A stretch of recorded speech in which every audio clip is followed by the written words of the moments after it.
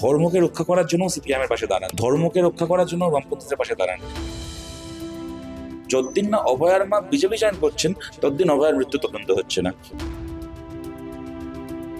Osama bin Laden terrorist বলে সমস্ত মুসলমান টেররিস্ট হয়ে যায় না, তেমন প্রতিকূল বেঈমান বলে সব বামপন্থী বেঈমান হয়ে যায় নাকি সব সাধারণ মানুষ বেঈমান হয়ে যায় না। ঈদের একটা মঞ্চ, সেটা মমতা বন্দ্যোপাধ্যায়ের একটা দলীয় সভা করার মঞ্চ হয়ে গেছে। এ মাথা থেকে মাথা ঘুরে ঘুরে রাজনৈতিক বক্তৃতা দিয়ে যান।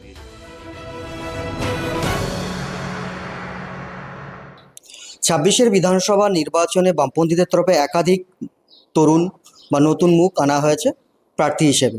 সেই তালিকায় শতরূপ ঘোষ নেই, যাকে সোশ্যাল মিডিয়া থেকে শুরু করে বিভিন্ন সংবাদ চ্যানেলের বক্তা হিসেবে পরিচিত মুখ নেই। কেন সরাসরি তার কাছে পৌঁছে যাবো, কি বলবে এবারে প্রার্থী হিসেবে নেই?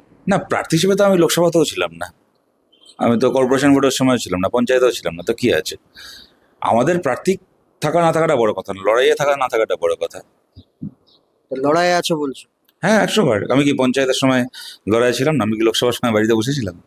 বিমানদা কি জীবনে কখনো লড়াই করেননি? বিমানদা তো কোনোদিন প্রার্থী হননি, তো কি আছে? সেলিমদা কি লড়াইয়ে নেই? সুজনদা কি লড়াইয়ে নেই? তো কি অসুবিধা আছে? ব্যাটিং করার ইচ্ছা তো সকলেরই থাকে, সেই জায়গায় ফিল্ডিং এর না, আমাদের পার্টিতে ভোটে প্রার্থী হওয়াটাকে ব্যাটিং করা আর প্রার্থী না হওয়াটাকে ফিল্ডিং করা হিসেবে ধরা হয় না। ওগুলো যে পার্টিতে করা হয় ওই তৃণমূলের মতো পার্টিতে করা হয়। ওই জন্য ওরা প্রেস কনফারেন্স করে বলছে যে আইপ্যাককে 20 লাখ টাকা দিতে পারিনি বলে আমি এবার প্রার্থী হতে পারলাম না।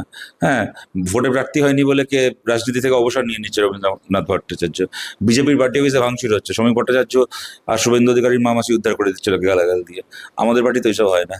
আমাদের কাছে প্রার্থী হলে কারোর ব্যাটিং করা আর না হলে ফিল্ডিং করা আমরা ওইভাবে ভাবি না। কিন্তু বিরোধীদের একাধিক ক্ষেত্রে প্রশ্ন তুলছে, বিভিন্ন জায়গায় প্রচারে গিয়ে দেওয়ান লিখনের ছবি পোস্ট তারাই করছে, যেটা তুমি নিজের সোশ্যাল মিডিয়া পোস্টও করেছে কাউন্টার হিসেবে। এটাকে কিভাবে দেখছো?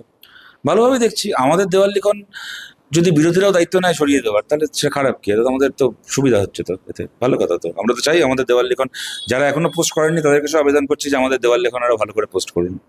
26-এ নির্বাচন ঘোষণার অনেক আগে থেকে বাংলা বাজার যাত্রা বিভিন্ন জেলাতে, বিভিন্ন বিধানসভা এলাকায়, সংখ্যালঘু অধ্যুষিত এলাকায় পরিদর্শন করেছে, ঘুরেছে। পালস কি বুঝছে, এবার কি ফলাফল হওয়ার সম্ভাবনা? অত্যন্ত ইতিবাচক, অত্যন্ত উৎসাহব্যঞ্জক। সবচেয়ে বড় কথা কি বলতো, যে কথাগুলোকে নিয়ে কেউ, যে বিষয়গুলোকে নিয়ে কেউ কথা বলেনি সেগুলোকে নিয়ে একমাত্র আমরা বামপন্থীরা কথা বলছি। তো বিভিন্ন এখন না নিজেদেরকে গিয়ে খোঁজ নিতে হচ্ছে না। আগে একটা জায়গায় গিয়ে খোঁজ নিতাম যে আপনাদের এখানে কটা স্কুল, এখন কি অবস্থা স্কুলগুলোর, কি হয়েছে, বন্ধ হয়েছে। এখন না সেই আলাদা করে খবর নিতে হচ্ছে না। গতকাল আমি ছিলাম তোমার বর্ধমানে খণ্ডঘোষে। ওখানকার সাধারণ মানুষ একটা বাজারে, তারা এসে নিয়ে গেলেন একটা কলেজের সামনে, যে কলেজটা 2010 সালে বুদ্ধদেব ভট্টাচার্য উদ্বোধন করেছিলেন খণ্ডঘোষে। আজকে সেই কলেজে 36 জন ছাত্র। পরের বছর থেকে হয়তো কলেজটা বন্ধই হয়ে যাবে। বিনপুরে কদিন আগে গেছিলাম, ওখানকার মানুষ দেখাচ্ছেন একটা স্কুলের একটা ট্রাইবাল হোস্টেল। পুলিন বিহারী বাসকে আমাদের এমপি থাকাকালীন ওখানে টাকা বরাদ্দ করেছিলেন, সেই হোস্টেল তৈরি হয়েছিল। 2011-এ আমাদের গভর্নমেন্ট চলে গেল, হোস্টেলের কাজ বন্ধ। এখন ওটা তৃণমূল কংগ্রেসের মাল খাওয়ার ঠেক হয়েছে, ওটা ভূতের বাড়ির মতো পড়ে আছে। সুতরাং গোটা বাংলাতে না এখন বিজেপির লোকেরাও কি ওখানে যায়নি সভা করতে? তারা ওখানে গিয়ে হিন্দু মুসলিম, রাম বড় না হজরত মোহাম্মদ বড়, এই করে দাঙ্গার উস্কানি দিয়ে চলে এসছে। একটা এলাকায় গিয়ে স্কুলের খবর নেওয়া, হাসপাতালের খবর নেওয়া, রাস্তার খবর নেওয়া, 100 দিনের কাজ ওখানে কেমন হচ্ছে, বাড়ি তৈরির টাকা যার যার পাওয়ার কথা তারা পাচ্ছে নাকি তৃণমূলের মস্তানরা খেয়ে যাচ্ছে। এই কথাগুলো একমাত্র সেই জায়গায় দাঁড়িয়ে আমরা বলছি, এবং সামনের 5 বছর যাতে আপনারাও যাতে বলতে পারেন, মিডিয়াতেও যাতে এগুলোকে নিয়েই কথা হয়, যাতে কিনা হচ্ছে সাধারণ মানুষের মধ্যে এগুলোকে নিয়ে লড়াই করার সুযোগ তৈরি হয়। হ্যাঁ, ওই মানে হিন্দু মুসলমান, গরু শুয়োর এইসব ছেড়ে যাতে এই ইস্যুগুলোকে নিয়ে আরো বেশি করে আমাদের রাজনীতি পরিচালিত হয়, তার জন্য আমরা বামপন্থীরা মানুষের সমর্থন চাইছি, এবং মানুষ জানেন যে একমাত্র আমরা জিতলেই এগুলোকে নিয়ে কথা হবে। কিন্তু সেই তো ট্রেনে বাসে বা আলোচনার আড্ডায় সেই হিন্দুত্ব এবং ভাতার রাজনীতি হচ্ছে, সেই জায়গায় কাউন্টার নীতি নৈতিকতা বা বেসিক নিডসের কতটা যুক্তিসঙ্গত, মানুষ কতটা খাচ্ছে বা? দেখুন, এটা খাওয়া পড়ার প্রশ্ন না, কতটা খাচ্ছে না খাচ্ছে প্রশ্ন না। হিন্দু ধর্মের তো কারোর কোনো আপত্তির কারণ নেই। আমরা তো কেউ হিন্দু ধর্মেরও বিরোধিতা করছি না, কেউ ইসলামেরও বিরোধিতা করছি না, আর কেউ কোনো সরকারি প্রকল্পের বা ভাতারও বিরোধিতা করছি না। এগুলো যেরকম আছে সেরকম থাকবে। মানুষ যার পুজো করার ইচ্ছে পুজো করবেন, যার ঈদ মহরম পালন করার ইচ্ছে পালন করবেন। যিনি সরকারি ভাতার জন্য এন্টাইটেলড, প্রাপ্য যার সরকারি ভাতা, তিনি সরকারি ভাতা পাবেন। কিন্তু রাজনীতি ধর্ম নিয়ে হবে না। আবার ধর্মীয় পরিসরকেও রাজনীতির হাত থেকে মুক্ত করতে হবে। আজকে যে ধর্মীয় পরিসর, যে ঈদের একটা মঞ্চ, সেটা মমতা বন্দ্যোপাধ্যায়ের একটা দলীয় সভা করার মঞ্চ হয়ে গেছে। এ মাথা থেকে মাথা ঘুরে ঘুরে রাজনৈতিক বক্তৃতা দিয়ে যান। এক একটা করে পুজোর উদ্বোধনে যান, সেখানে একটা পাড়ার একটা বারোয়ারি পুজো মানে সেখানে সিপিএম, কংগ্রেস, তৃণমূল, বিজেপি সব দলের সমর্থকের সেখানে অংশগ্রহণ থাকবে। সেখানে গিয়ে একটা পুজোর উদ্বোধনী মঞ্চ থেকে ভাষণ দিয়েছেন, রাজনৈতিক ভাষণ। এই যে মানুষের ধর্মীয় মঞ্চগুলোও যে এদের পার্টিবাজির মঞ্চ হয়ে গেছে, এই জায়গাগুলো থেকে আমরা ধর্মীয় মঞ্চগুলোকেও মুক্ত করে আবার ধার্মিক মানুষের কাছে ফিরিয়ে দিতে চাই। ধর্মকে রক্ষা করার জন্য সিপিএমের পাশে দাঁড়ান, ধর্মকে রক্ষা করার জন্য বামপন্থীদের পাশে দাঁড়ান। বামপন্থীরা পশ্চিমবাংলা সরকারে নেই বলে আপনার ধর্ম হাইজ্যাক হয়ে গেছে, আপনার ধর্মটাও রাজনৈতিক দলের পণ্য হয়ে গেছে। লাস্ট রাজ্য সম্মেলন থেকে বামপন্থীরা বা বিশেষ করে সিপিএম ডাক দিয়েছিল যে তৃণমূল বিজেপির বিরোধী সমস্ত শক্তিকে একাট্টা করে ঐক্যবদ্ধভাবে লড়াই নামবো। সেই জায়গায় কংগ্রেসের চলে যাওয়াটা কিভাবে দেখছো? তো তো আমাদের দেখার কি আছে? রবীন্দ্রনাথ ঠাকুরই দেখে গেছেন, যদি তোর ডাক শুনে কেউ না আসে তবে একলা চলো রে। আমরা ডাক দিয়েছি, যা শোনা শুনবে, যা না শোনার তাদের না শোনার স্বাধীনতা রয়েছে। তাহলে বিরোধী শক্তি কি কিছুটা হলে দুর্বল হলো? না, যদি মানুষের ভোটটাও ভাগ হয়ে যায় তাহলে তো দুর্বল হবেই, কিন্তু মানুষের কাছে আমরা আবেদন করছি নেতারা ভাগ হলেও যেন জনগণ ভাগ না হয়, তারা যেন একাট্টা হয়ে হিন্দু মুসলমান সবাই, সমস্ত রাজনৈতিক দলের সমর্থক সবাই মিলে, কারণ দেখো আমাদের লড়াই তো কোনো একটা রাজনৈতিক দলের সাধারণ কর্মী সমর্থকদের বিরুদ্ধে নয়, কতগুলো নেতা এবং তাদের নেওয়া কতগুলো পলিসির বিরুদ্ধে।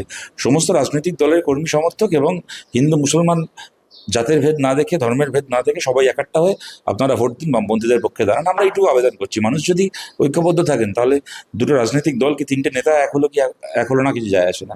কিন্তু শুধু তো কংগ্রেসের চলে যাওয়া নাই, শরিকদের মধ্যে বা অন্যান্য যারা শরিক আইএসএফ বা ফরওয়ার্ড ব্লকের ক্ষেত্রে কিছু ক্ষেত্রে বিক্ষুব্ধ বা কোনো জায়গায় মতদ্বন্দ্ব দেখা যাচ্ছে। না দেখো, এই মানে আসন 294টা আসনের মধ্যে 260-65টা কি 70টা আসন নিয়ে কোথাও কোনো সমস্যা নেই, সেখানে সবাই একটা হয়ে কাজে নেমে গেছে। দু চারটে আসন এর মনে হবে আমার হলে ভালো, তোর মনে হবে আমার ভালো, তো হতেই পারে, এত জোট থাকলে সেটা তো হবেই। আজকে যদি আমরা যদি তৃণমূলের মতো দল হতাম, একটা দল লড়ছে এবং এবং একজন নেত্রী সে দলের মালকিন, সে মালকিন যা বলে দেবে গোটা দলকে তাই করতে হবে, তাহলে এই ব্যাপারগুলো হতো না। এতগুলো দল, তাদের প্রত্যেকের স্বাধীন মতামত রয়েছে, প্রত্যেকজন নেতার কি প্রত্যেকজন কর্মীর স্বাধীন মতামত দেওয়ার অধিকার রয়েছে, সেখানে থাকবে। কিন্তু এগুলো খুব তুচ্ছ ব্যাপার। 294টা সিটের মধ্যে 5-7টা সিটে একটুখানি যদি ইয়ে না হয় অ্যাডজাস্টমেন্ট, তাতে কি যায় আসে? তাতে কি সামগ্রিক লড়াইটার কি যায় আসে? কিন্তু যাদের বিরুদ্ধে দীর্ঘদিন লড়াই করছেন তাদের কেউ কেউ এখন আইএসএফ এ জয়েন করে প্রার্থী হচ্ছে, বিশেষ করে আরাবুল ইসলামের মতন ক্যান্ডিডেট। সেখানে বামপন্থীরা আরাবুল ইসলামের হয়ে কি প্রচারে নামবে এবার? আরাবুল ইসলাম তো এর আগে তৃণমূল থেকে সাসপেন্ডেড হয়েছিলেন তৃণমূল কর্মীকে খুন করার অপরাধে। তো তৃণমূলের একদিন অসুবিধা হয়নি, তাকে নিয়ে আমাদের আলাদা করে কি সমস্যা আছে? তৃণমূল কংগ্রেসের এমএলএ সাংবাদিক সম্মেলন করে বলছেন যে আইপ্যাককে 20 লাখ টাকা দিতে পারিনি বলে আমি প্রার্থী হইনি। হ্যাঁ, সুতরাং আমাদের দলে যদি একটা আসনে কেউ 5জন খুশি নাও হয়ে থাকে, তাদেরও কিন্তু এইটা বলার মানে কি বলবো, সাহস হচ্ছে না, রুচিও হচ্ছে না যে আমাদের টাকার বিনিময়ে প্রার্থী করা হয়। সুতরাং আমার মনে হয় না যে এই নিয়ে আমাদের প্রশ্ন করার উত্তর দেওয়ার কোনো দায় আছে। এগুলোকে সারা বাংলার মানুষ দেখতে পাচ্ছেন যে ভোটে প্রার্থী হওয়ারটাকে কিছু নেতার ইনকামের জায়গা কোন দলে বানানো হয়েছে। ওই তথাগত রায় বলেছিলেন কামিনী কাঞ্চন, খালি টাকা নয়, মহিলাদেরকে পণ্য হিসেবে ব্যবহার করে, মহিলাদের শরীরের বিনিময়ে বিজেপি প্রার্থী ঠিক করে। এটা বিজেপির একজন নেতা বলেছিলেন, সর্বোচ্চ নেতা আমাদের রাজ্যের এক সময় ছিলেন, তিনি বলেছিলেন। সুতরাং এই জবাবগুলো ওরা দেবে, আমাদের এগুলো নিয়ে জবাব দেওয়ার কোনো কারণই নেই। তাহলে অনেক বাম মনোভাবাপন্ন মানুষ যারা বামপন্থীদের ভোট চাইছে বা যারা চাইছে যে এবার ক্ষমতায় আসুক বা ক্ষমতা বৃদ্ধি হোক, তারাই আবার অভয়ের মার প্রার্থী হওয়া নিয়ে প্রশ্ন তুলছে। এটা অভয়ার মা প্রার্থী হওয়া নিয়ে কেউ প্রশ্ন তুলছে না। অভয়ার মা প্রার্থী হয়ে ওনার মেয়ের জন্য জাস্টিস সে যারা আন্দোলন করেছিলেন তাদেরকে যে অপমান করলেন, যে শর্তে উনি প্রার্থী হলেন যে আমি প্রার্থী হব, তার বিনিময়ে আন্দোলন, বামপন্থীদের আন্দোলনকে অপমান করতে হবে, নাগরিক সমাজের আন্দোলনকে অপমান করতে হবে। আজকে উনি যে ওনার মেয়ের যন্ত্রণায় যারা রাত জেগেছিল তাদেরকে যে অপমান করলেন, সেইটাকে নিয়ে প্রশ্ন করছে, কেউ ওনার প্রার্থী হওয়ার অধিকার নিয়ে প্রশ্ন করছে না। আর দেখুন, স্বাভাবিকভাবে এই প্রশ্ন তো থাকবেই যে উনি যদি বলতেন যে আমার বিজেপিকে খুব ভালো লাগে, রাম মন্দির তৈরি হয়েছে, আমার রাম মন্দিরে পুজো দিয়ে খুব আনন্দ হয়েছে, তাই আমি মোদিজিকে ভোট দেবো, কি আমার বিজেপির ফরেন পলিসি ভালো লাগে, কি এই পলিসি ভালো লাগে, বিজেপির আমলে যে এখন রান্নার কাছে সিলিন্ডার পাওয়া যাচ্ছে না, এইটা আমার খুব ভালো লেগেছে, তাই একদিন সহজেই সিলিন্ডার পেয়ে যেতাম, বিজেপি আসার পরে সিলিন্ডারের দামটা অনেক বেড়ে গেল, তাতে আমার একটু ভালো লাগলো, এখন সিলিন্ডার পাওয়াই যাচ্ছে না, এতে আমার আরও ভালো লাগছে, তাই আমি বিজেপি প্রার্থী হয়েছি, তাহলে তো কোনো অসুবিধা ছিল না।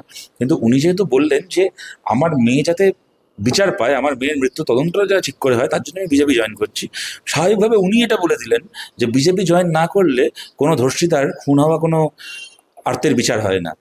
ইডি সিবিআই বা এক্ষেত্রে সিবিআই বিজেপি পরিচালিত এই কেন্দ্রের সরকার, তাদের সংস্থা সিবিআই তদন্ত করছে, কিন্তু যতদিন না অভয়ার মা বিজেপি জয়েন করছেন ততদিন অভয়ার মৃত্যু তদন্ত হচ্ছে না। এটা তো উনিই বলে দিলেন, স্বাভাবিকভাবেই তো মানে এটার তো প্রশ্ন তো উঠবেই। তা এই প্রশ্ন তো আমরা করছি না, উনি তো এই প্রশ্ন তুলে দিলেন। শুধু উনি না, আপনার আরজি কর আন্দোলনে পরিচিতভাবে এক চিকিৎসকও বলছেন ওখানে কলতান দোষযুক্তকে প্রার্থী তালিকা উইথড্র করে সমর্থন করা উচিত তার। কে বলছেন? কোন চিকিৎসক বলছেন?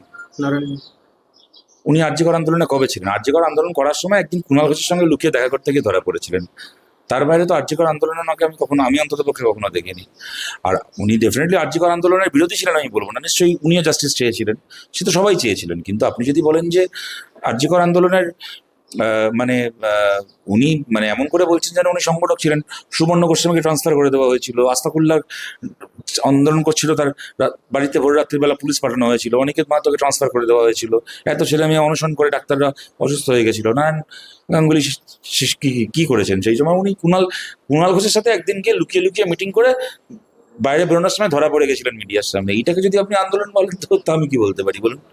সামগ্রিকভাবে যা গোটা রাজ্য জুড়ে বিভিন্ন ইস্যুতে, স্থানীয় ইস্যু থেকে শুরু করে রাজ্যস্তরের ইস্যু নিয়ে বামপন্থীরা লড়ছে, সিপিএম সহ বামপন্থীরা, সেই জায়গায় দাঁড়িয়ে এবারে নির্বাচনের ফলাফল কি আশা করছেন? কতটা আপনারা ক্ষমতা আসতে পারবেন, না কটা আসন জিতবেন? দেখুন, আমরা ভবিষ্যৎবাণী আমি কোনোদিন করি না, আমি এক্ষেত্রেও করবো না। তবে এইটুকু বলছি, আমরা মানুষের কাছে আবেদন করছি এমন সব বামপন্থীদেরকে আপনারা বিধানসভায় জিতিয়ে পাঠান যাতে বামপন্থীদের কণ্ঠস্বরকে বাদ দিয়ে পশ্চিমবাংলার রাজনীতি কোনো দল তার ইচ্ছা মতো চালাতে না পারে। এবং তা যদি হয়, পশ্চিমবাংলায় যত প্রকল্প শ্রমিক রয়েছে, প্যারা টিচার, তার সিভিক ভলেন্টিয়ার, আশাকর্মী, অঙ্গনওয়াড়ি কর্মী, শিক্ষাবন্ধু, শিক্ষা সহায়ক সহ যত স্কিম ওয়ার্কার আছে পশ্চিমবাংলায়, প্রত্যেকের মাসে 22,000 টাকা মাইনে হবে। পশ্চিমবাংলার সমস্ত সরকারি কলেজে, বিশ্ববিদ্যালয়ে মাস্টার ডিগ্রি পর্যন্ত পড়াশোনা ফ্রি হবে। প্রত্যেকটা বিধানসভা কেন্দ্র যেখানে সিপিআইএম এর বিধায়করা নির্বাচিত হবেন, প্রত্যেকটা বিধানসভা কেন্দ্রের মধ্যে একটা করে মেয়েদের জন্য ডেডিকেটেড স্পোর্টস একাডেমি তৈরি হবে, এবং মেয়েদের জন্য একটা করে ট্রেনিং সেন্টার তৈরি হবে যেখানে মেয়েরা হাতের কাজ, সেলাইয়ের কাজ, বিউটিশিয়ান কোর্স এবং নন ট্রেডিশনাল কাজ, যেগুলো মনে করুন বাইক চালানো, স্কুটার চালানো, 4 চাকা গাড়ি চালানো। আজকের দিনে একটা বাইক স্কুটার চালালে সেটা শুধুমাত্র আপনাকে চলাফেরার স্বাধীনতা দেয় না, তা একটা কাজের সুযোগ তৈরি করে। ডেলিভারির কাজ থেকে শুরু করে আরও 1000টা কাজের সুযোগ তৈরি হয়। এই নন ট্রেডিশনাল ট্রেনিং সেন্টার তাও মেয়েদের জন্য তৈরি হবে। প্রত্যেকজন বিধায়কের বিধায়ক তহবিলে 3/1 টাকা আলাদা করে মহিলাদের উন্নয়নের জন্য বিভিন্ন প্রকল্পে বরাদ্দ করা হবে। এই কাজগুলো করার জন্য সরকার কৃষকের থেকে ফসল কিনবে, ফোড়েদার মজুতদারের রাজত্ব শেষ হবে, সরকার কৃষকের কাছ থেকে লাভজনক দামে ফসল কিনবে, সেই ফসল বাজারে বিক্রি হবে, ন্যায্য দামে মানুষ সেই আনাজপাতি শাকসবজি কিনতে পারবেন। মজুতদার আলু কিনবে 2 টাকায় আর বাজারে এনে সেটাকে বিক্রি করবে 50 টাকায়, 60 টাকায়। এই কালোবাজারি মজুতদার রাজ পশ্চিমবাংলায় শেষ হবে। পশ্চিমবাংলার প্রাইভেট স্কুল এবং প্রাইভেট হাসপাতালেও পড়াশুনো এবং চিকিৎসার খরচাকে নিয়ন্ত্রণ করে দেওয়ার জন্য সরকার থেকে আইন করা হবে, যাতে ইচ্ছে মতো প্রাইভেট স্কুল এবং প্রাইভেট হাসপাতাল টাকা না নিতে পারে। এই ব্যবস্থাগুলো পশ্চিমবাংলায় করা হবে আমরা যদি জিতি। এবং সবচেয়ে বড় কথা হচ্ছে, বাংলার প্রত্যেকজন মানুষের 100% ধর্ম পালন করার স্বাধীনতা। ইচ্ছে মতো মানুষ নিজের ধর্ম পালন করবেন, কোনো রকম কোনো রাজনৈতিক হস্তক্ষেপ ছাড়া। সমস্ত ধর্মীয় মঞ্চ, এটা তো সংবিধানেই বলা আছে, তারপরে সংবিধানে তো সবই বলা আছে, মানুষ যোগ্যতায় চাকরি পাবে তাও সংবিধানে বলা আছে। তাও কি করে পার্থ চ্যাটার্জির খাটের তলায় অত টাকা জড়ো হয়? সংবিধানে তো যেগুলো বলা আছে সেগুলো খুব ভালো কথা, কিন্তু তার যাতে বাস্তব প্রয়োগ হয় সেইটা আমরা করব। সরকারের টাকায় মন্দির তৈরি হবে, ভাই পরিষ্কার কথা, সরকারের টাকায় মন্দির তৈরি হবে না। সরকারের টাকায় পুজো কমিটির চাঁদা বন্ধ হবে, সরকারের টাকায় ইমাম ভাতা পশ্চিমবাংলায় বন্ধ হবে।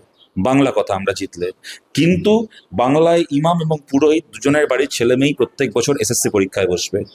ইমাম এবং পুরোহিত দুজনের বাড়ির ছেলেমেয়েই স্কুলে গিয়ে ঠিকঠাক মিড ডে মিল পাবে। ইমাম এবং পুরোহিত দুজনের বাড়ির ছেলেমেয়েই পড়াশোনা শেষ করে চাকরি পাবে। পশ্চিমবাংলায় সরকারের টাকায় স্কুল, কলেজ, হাসপাতাল তৈরি হবে। পুরোহিত ভাতা, পুজো কমিটির চাঁদা, ইমাম ভাতা পশ্চিমবাংলায় বন্ধ হবে। সোজা বাংলা কথা। আপনি আয়ের কথা বলছেন, আপনি সোশ্যাল মিডিয়া, আপনার প্রচণ্ড প্রভাবও আছে, সেই জায়গায় দাঁড়িয়ে এবারের নির্বাচনে বিজেপির তরফে যারা সোশ্যাল মিডিয়া ইনফ্লুয়েন্সার, কারো 10,000 সাবস্ক্রাইবার, কারো 20,000, তাদেরকেও তো নির্বাচনের প্রচারে কাজে লাগাচ্ছে, এই বিষয়টা কিভাবে দেখছেন? লাগাতে টাকা আছে, ওরা টাকা দিয়ে লাগাচ্ছে। কিন্তু তার বাইরে আমরা বলছি, এরকম অনেক কন্টেন্ট ক্রিয়েটার আছেন যারা কিনা এই সময় সামনে এসে বলেছেন যে আমাদের কাছে রাজনৈতিক দল থেকে অফার করেছিল, কেউ বলেছেন তৃণমূল করেছিল, কেউ বলেছিল মানে বিজেপি অফার করেছিল, লক্ষ লক্ষ টাকা আমাদেরকে দেওয়া হয়েছিল, তারপর আমরা বিক্রি হয়নি। আমরা ঠিক করেছি আমাদের কথাটা আমরা বলবো, কোনো রাজনৈতিক দলের কাছ থেকে টাকা নিয়ে প্রচার করবো না। তাদেরকে আমরা সাধুবাদ জানাচ্ছি। আমাদের বামপন্থীদের টাকা দিয়ে কখনো কোনো কন্টেন্ট ক্রিয়েটারকে আমরা, আমাদের সেই টাকাও নেই আর সেটা আমরা কখনো ভাবিও নি, কিন্তু স্বাধীনভাবে কন্টেন্ট ক্রিয়েশনে কাজ করতে গিয়ে যে যা আইনি সমস্যায় পড়েছে আমরা চেষ্টা করছি তাদের পাশে থাকার। এবং বহু কন্টেন্ট ক্রিয়েটার, তাদেরকে সিপিআইএম পয়সা দিয়ে রিক্রুট করেনি, কিন্তু তারা এগিয়ে এসে যে কন্টেন্ট তৈরি করছেন তা সোশ্যাল মিডিয়ায় প্রচণ্ড ভাইরাল হয়েছে। আপনারা দেখেছেন ইদানিংকালে আমাদের, আমি আমি কদিন ধরেই দেখছি অনাদি চক্রবর্তী বলে এক ভদ্রলোক, খুব মানে সিনিয়র মানুষ, আমি তার সাথে আমার আলাপ নেই, কিন্তু সিনিয়র একজন মানুষ, কিন্তু তার তৈরি করা কন্টেন্ট প্রচণ্ড ভাইরাল হয়েছে। হ্যাঁ, তারা মানে কবিতা বিভিন্ন বিষয়ের ওপর তাকে তো কেউ পয়সা দেয়নি। আশারফ শেখ বলে আমাদের এক কৃষক ভাই, কৃষক বন্ধু, আমার খুব সম্ভবত, আমি ওনাকে দেখিনি, ওনার বাড়ি খুব সম্ভবত বীরভূমের দিকে কোথাও একটা হবে, ওনার কিছু কন্টেন্ট দেখে আমার মনে হয়েছে। তার তৈরি করা, আমি দেখি ক্ষেতের কাজ করতে করতে দাঁড়িয়ে যে কথাগুলো বলেন, কি অপূর্ব, সে কি প্রত্যয় তার গলায়, সেগুলো ভাইরাল হয়। ডোমকলের কতগুলো ছেলে আমার দেখলাম, মানে সেই ওই মানে র্যাপ করার মতো করে, হ্যাঁ মানে করার মতো করে অভিনয় করে, কি ব্রিলিয়ান্ট তাদের কন্টেন্ট। হ্যাঁ, অনুভব আছে, অনুভব কি ভালো প্যারাডি করে, অনুভব এখন এত ভাইরাল, এত পপুলার হয়েছে। কত লোক কত এরকম কন্টেন্ট করছে, যাদেরকে কিনা বামপন্থীরা টাকা দেয়নি, কিন্তু তারা যারা বলছেন তারা তো ভাইরাল হচ্ছে, কেন মানুষ জানেন যে তারা সত্যি কথা বলছেন। বা কেউ টাকার বিনিময়ে কিছু বলো না, সেটা বোঝা যায়, জানেন তো। আর কেউ যখন কোনো টাকার বিনিময়ে না, নিজের বিশ্বাস থেকে একটা কথা বলে, সেটাও কিন্তু বোঝা যায়। কারণ আপনি বলছেন ধর্মের রাজনীতি বা ভাতার রাজনীতির বাইরে গিয়ে নীতি আদর্শ এবং আইনের শাসনের বিষয়ে মানুষ এখনো জাগ্রত আছে। হ্যাঁ, 100বার আছে। মানুষের ওপর বিশ্বাস হারানো পাপ, কেন বিশ্বাস হারাবো তাহলে কখনো? সহকর্মী প্রতি করে চলে যাওয়াটা কি? তার মানে তো মানুষ, আরে মানুষ তো মানে কি বলবো, মানে হাতের তো 5টা আঙুল 5টা সাইজের হয়, সবাই তো সমান হবে না। কিন্তু মানে একজন যদি বেইমানি করেও, শুনুন, আজকে মনে করুন ওই বাবু বজরঙ্গি আর মায়া কোটনানি দাঙ্গাবাজ বলে সমস্ত হিন্দু দাঙ্গাবাজ হয়ে যায় না। ওসামা বিন লাদেন টেররিস্ট বলে সমস্ত মুসলমান টেররিস্ট হয়ে যায় না। তেমন প্রতিকূল বেইমান বলে সব বামপন্থী বেইমান হয়ে যায় নাকি সব সাধারণ মানুষ বেইমান হয়ে যায় না। বেঈমান বলছেন সহকর্মী। সে তো বটে, এবং আমি খালি আমার দলকে যে বিট্রে করেছে তার কথা বলবো কেন? শুভেন্দু অধিকারীও বেইমান, যে দল তাকে এত কিছু দিল সেই দলের সঙ্গে বিশ্বাসঘাতকতা করেছে। কৌস্তব বাগচিও বেইমান, যে দল তাকে ছোটবেলা থেকে যে দলের সাথে বড় হয়েছে, আছে সেই দলের সাথে কি বিকাশ ভট্টাচার্য তাকে জেল হওয়ার, অ্যারেস্ট হওয়ার পরে গিয়ে ছাড়িয়ে আনলেন, সে বিকাশ ভট্টাচার্যের নামে এসব বলছে, সেও বেইমান। আজকে ধরুন বিজেপি করার পরে যে বিজেপির সঙ্গে গদ্দারি করে অন্য দল করছে। হ্যাঁ, বিজেপি ভোটে টিকিট, এই যে অনন্ত মহারাজকে বিজেপি রাজ্যসভার এমপি করলো, আজকে সে দাঁড়িয়ে মমতার দালালি করছে, সেও বেইমান। বেইমান তো সব দলেই রয়েছে। প্রতিকূলকে মুখপাত্র করা হয়েছে, তাই উন্নয়নের পাঁচালী সংক্রান্ত প্রচার অংশ। তো ওদের দলের মুখ কাকে পাত্র করবে, ওদের ব্যাপার, আমি কি করতে পারি? তো সামগ্রিক বিষয় নিয়ে 26-এর নির্বাচনের আগে একাধিক বিষয়ে তিনি বললেন যে ধর্মের রাজনীতি বা ভাতার রাজনীতির বিরুদ্ধে গিয়ে সাধারণ মানুষ এখনো নীতি আদর্শকে বজায় রেখে বামপন্থীদের নির্বাচন করবেন, সেই আশাবাদী তারা। এখন সেই বিষয়টা কতটা যুক্তিযুক্ত বা কতটা সত্যতা, সেটা ভোটের ফলাফল প্রকাশের পরে জানা যাবে। কলকাতা থেকে শাহজাহান পুরকাইতের রিপোর্ট, ইটিভি ভারত।